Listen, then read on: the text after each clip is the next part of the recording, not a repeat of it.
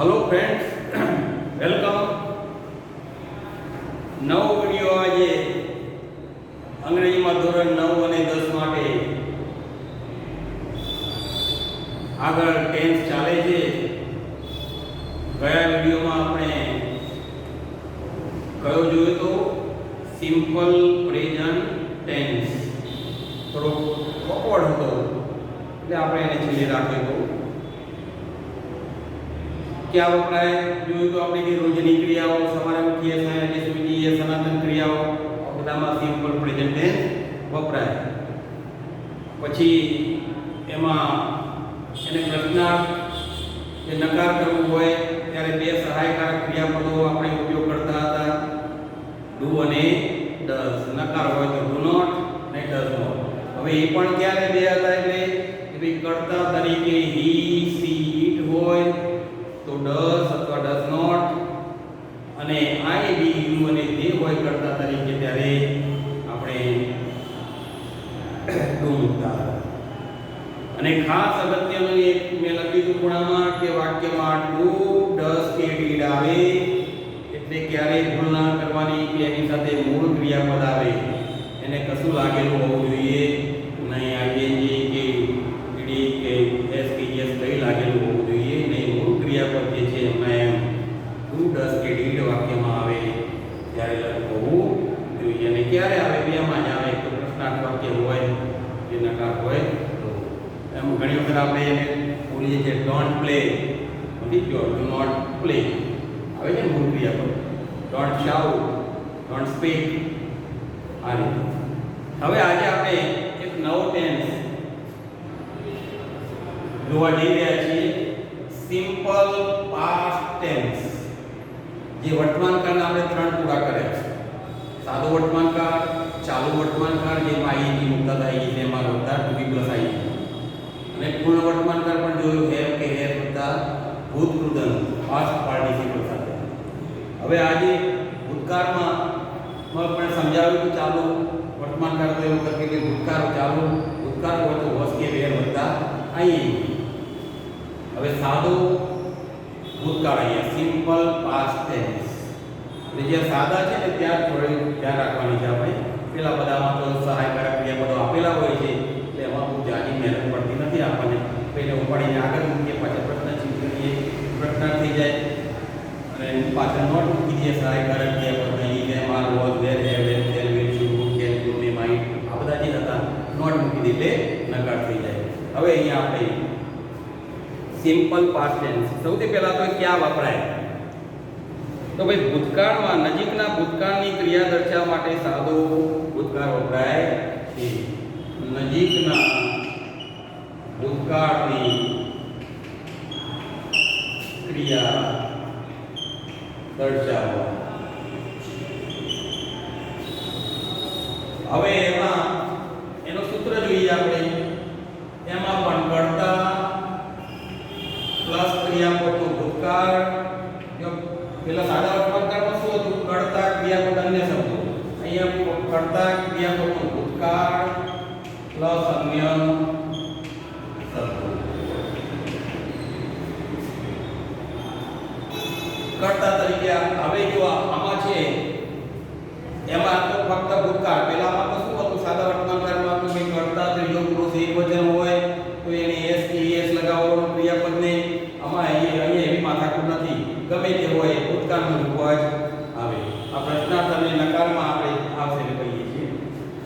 એટલે કર્તા તરીકે ધારો કે લઈએ ઈ લઈએ ક્રિયાપદનું ભૂતકાળ, મૂળ ક્રિયાપદ છે પ્લે તો એનું ભૂતકાળ થાય પ્લેડ। અન્ય શબ્દોમાં ક્રિકેટ, યસ્ટરડે।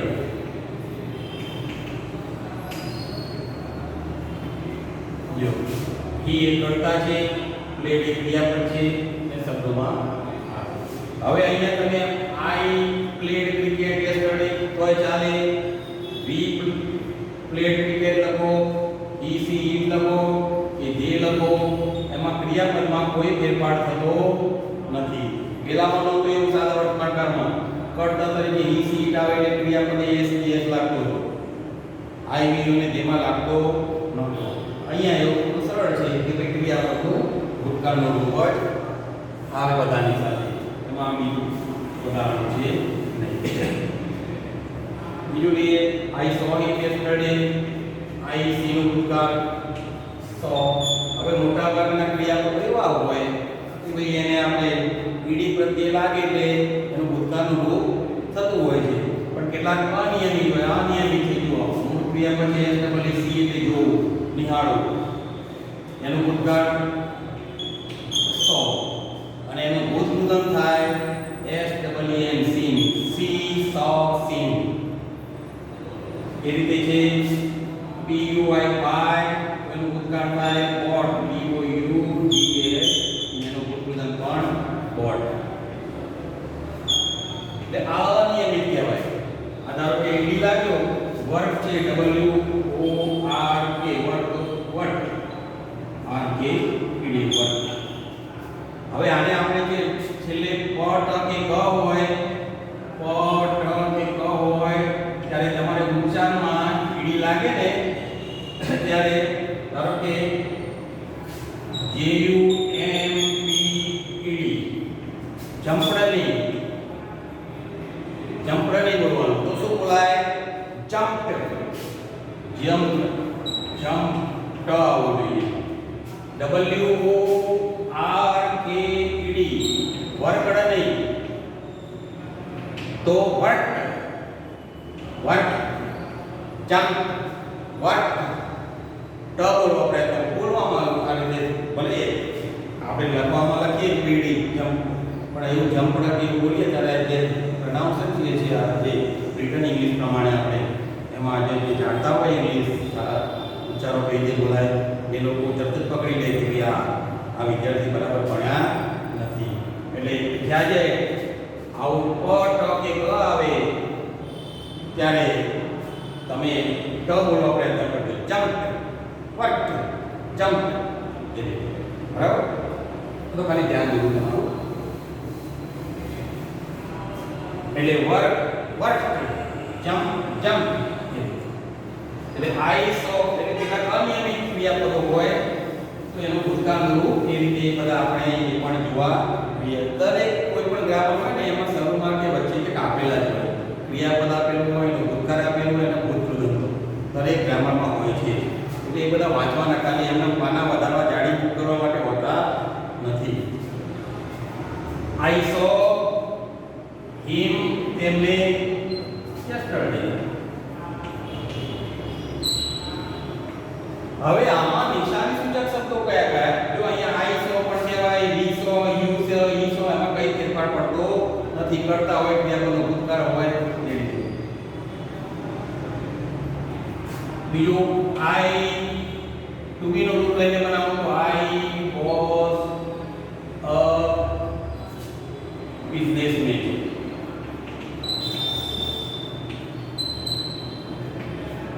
હું બિઝનેસમેન હતો ત્યારે ના પણ હોય એટલે આઈ ત્યાં પણ ટુ બી નો રૂપ ત્યાં ટુ બી કે તો વોઝ કે વે.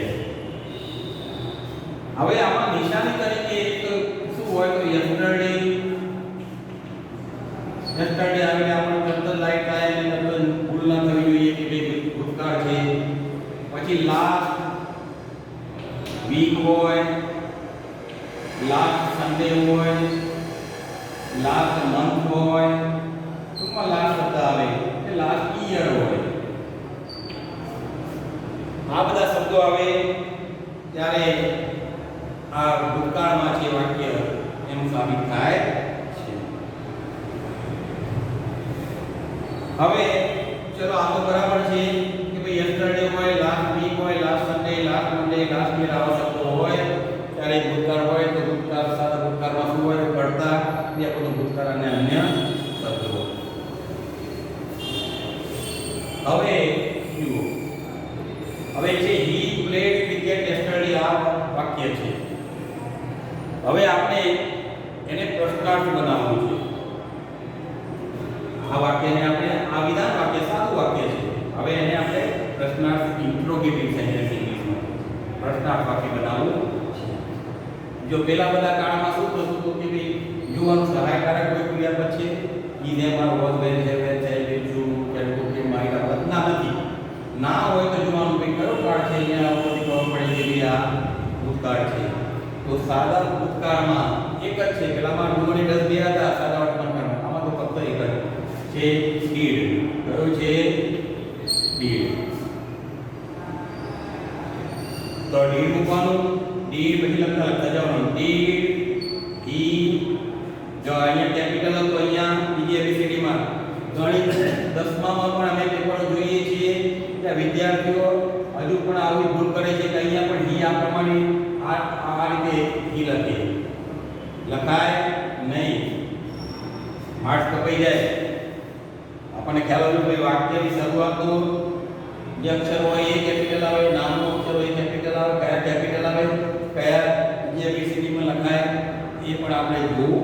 જે વાસ્તવમાં જ્યારે આપણને ખ્યાલ આવે કે આ રીતે લખાયેલું છે, ખાલી વાંચી જવાનું એવું નહીં, જુઓ એને બરાબર કે બે શબ્દો વચ્ચે કેટલી જગ્યા છે, બે શબ્દો કેવી રીતે કેપિટલમાં લખ્યા છે કે કેવી રીતે લખ્યા છે, આ બધું પણ જોવાનું. એટલે ડીડ ઈ.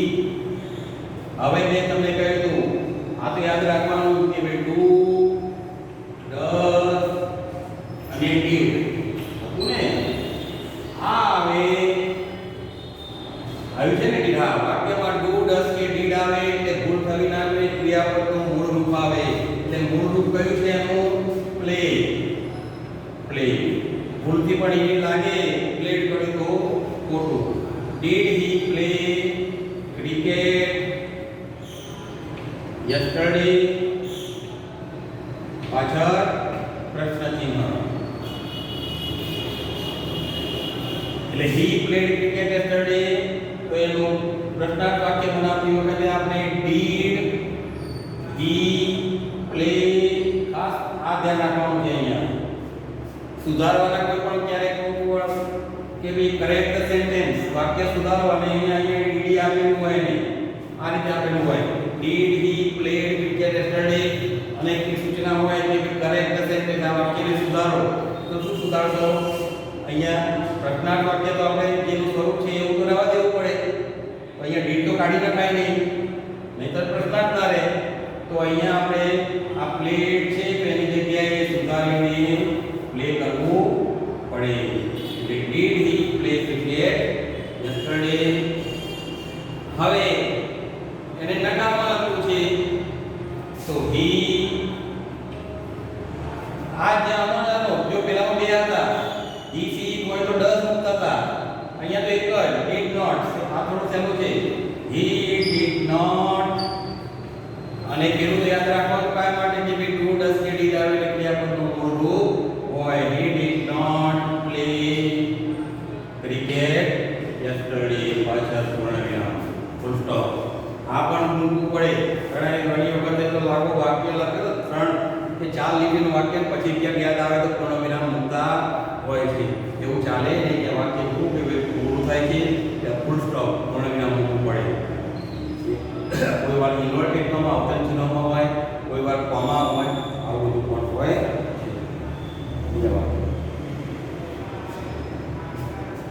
જો આઈ saw him yesterday છે એનો નકાર કરીએ આપણે. આઈ પ્રશ્નાર્થ કરવો હોય તો did you see him yesterday, નકાર કરવો હોય તો I did not. હવે અહીંયા saw છે તો મૂળ રૂપ એનું સી આપણે આવતા હોય તો પ્લે આમાં વાંધો ના આવે. આમાં મૂળ રૂપ કરવું હોય તો ઈડી લાગડી કાઢ નાખીને મૂળ રૂપ થઈ જાય. પણ આ અનિયમિત છે એમાં ખાસ આપણે આવવું જોઈએ. આ ઈડી વાળાને જો ઈડી લાગતો હોય ખબર પડે તો પછી એનું મૂળ રૂપ શોધવા જતો તો એને ઈડી કાઢ નાખો એટલે મૂળ રૂપ આવી જાય. પ્લેટ છે તો પ્લે થાય. તો અહીંયા સો છે તો એનું મૂળ રૂપ થાય સી ઉપરથી છે તો I did not see him yesterday.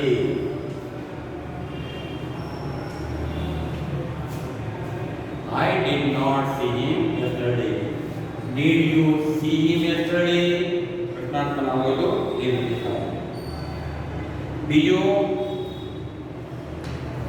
ભૂતકાળમાં હજુ પણ એક વાક્ય લઈએ કે I જો વર્તમાનકાળમાં પૂર્ણ વર્તમાનકાળમાં હેવ કે હેડ મૂકીને આપણે વાક્ય બનાવતા હતા તો હેવ કે હેડ નું ભૂતકાળ થાય હેડ. તો I had to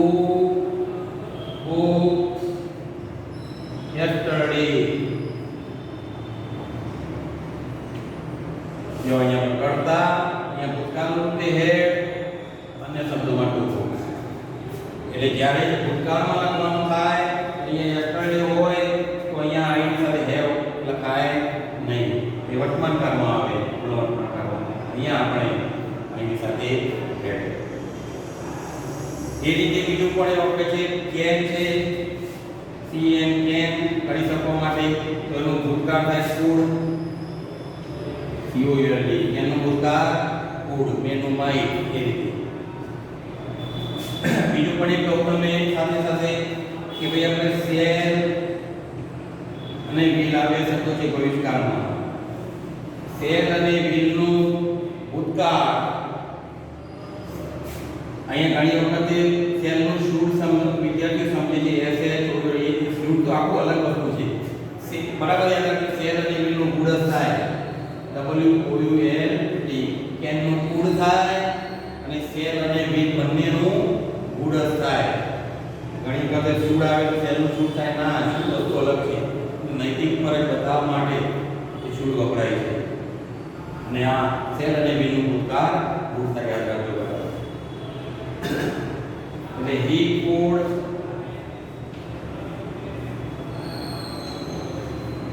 climb Girnar. તે ગિરનાર ઉપર ચડી શકતો હતો. યુવાની હશે ત્યારે એમ કહેવાય ભાઈ, એમ કેવું અત્યારે કેવું હોય આઈ કેન ક્લાઇમ્બ ગિરનાર, હું ગિરનાર પર્વત ચડી શકું છું.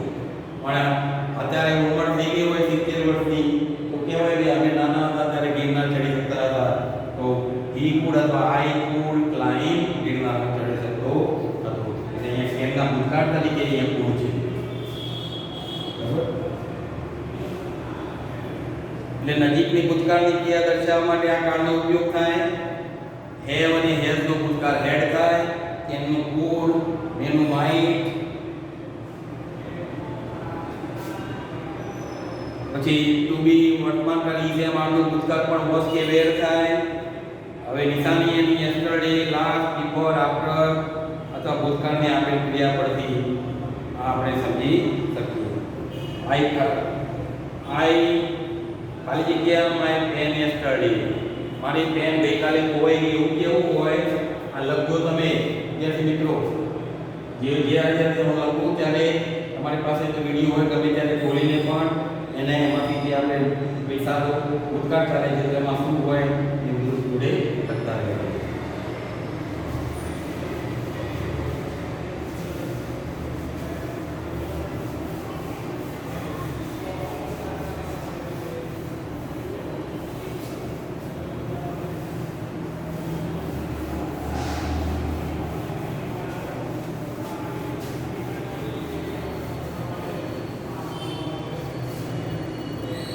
I ખાલી જગ્યા my pen yesterday. I ખાલી જગ્યા my pen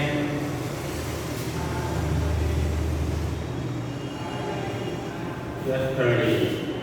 કૌંસમાં છે to lose.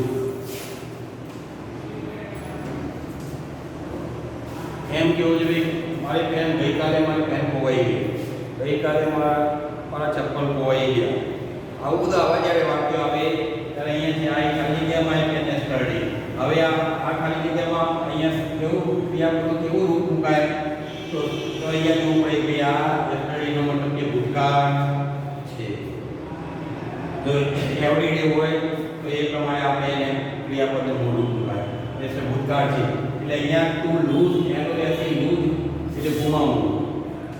ટુ લૂઝ એનો એસી લૂઝ એટલે ગુમાવવું. એનો ભૂતકાળ થાય લોસ્ટ, LOST. તો એનો ભૂતકાળ I lost my pen yesterday. ગઈકાલે મારી પેન ખોવાઈ ગઈ. લૂઝ એટલે ગુમાવવું, એનો ભૂતકાળ છે લોસ્ટ. Lose, lost, lost.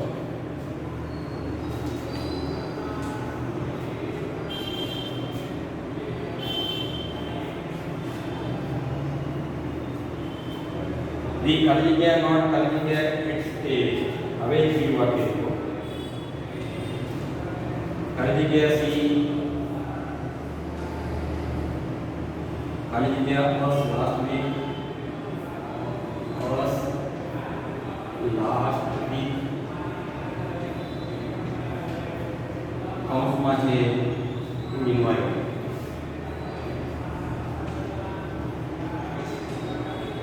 બીજું પણ વાક્ય છે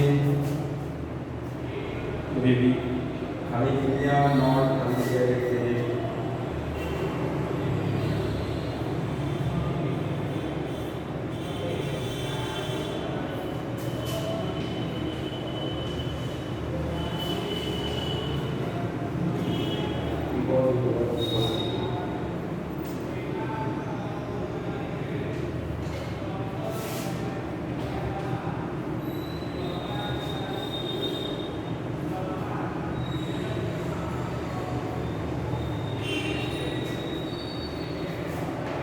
હવે અહીંયા બે ખાલી જગ્યાઓ આપેલી છે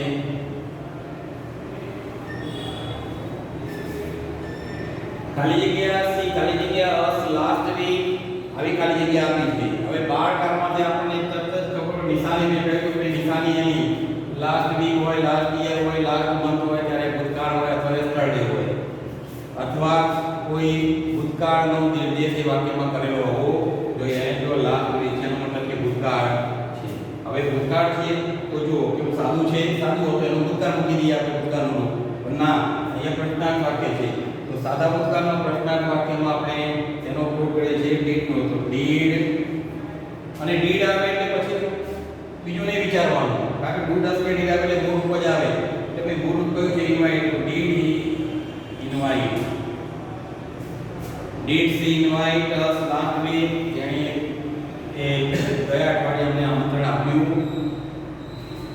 આવે એના પછી વાક્ય બી ખાલી કે નોટ ખાલી કે it taste because it was salty હવે તમે જો અહીંયા નિશાની છે કોઈ યસ્ટરડે દેખાય છે last week last month last year એવું છે ના એવું કંઈ છે નહીં તો કેવી રીતે કયા આધારે પૂર્વનો કે સાદા વર્તમાનકાળનું કે સાદા ભૂતકાળમાં તો વાંચતા જે ત્યારે હા અહીંયા છે ઇટ વોઝ સોલ્ટી એનો મતલબ કે આ ભૂતકાળની વાત છે અને ભૂતકાળની વાત હોય તો જોવાનું કે ભાઈ આ નકાર છે આ નકાર છે તો વી ડીડ નોટ અને ડુ ડસ કે ડીડ આવે હા લાઈક ક્રિયા પછી ડુ ડસ કે ડીડ આવે ક્રિયાપદનું મૂળ રૂપ આવે તો ઈટ વી ડીડ નોટ લાઈક મૂળ રૂપ એમ મૂળ રૂપ ડીડ છે એટલા માટે નકાર હોય તો પ્રશ્નાર્થ હોય ડીડ આવે ત્યારે મૂળ રૂપ આવે ડુ કે ડસ આવે ત્યારે મૂળ રૂપ આવે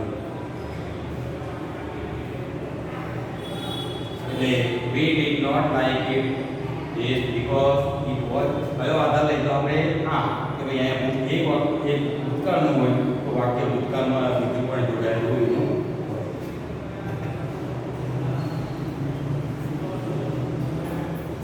અનિલની ખાલી જગ્યા ઇન ભાવનગર લાસ્ટ યર જોઈએ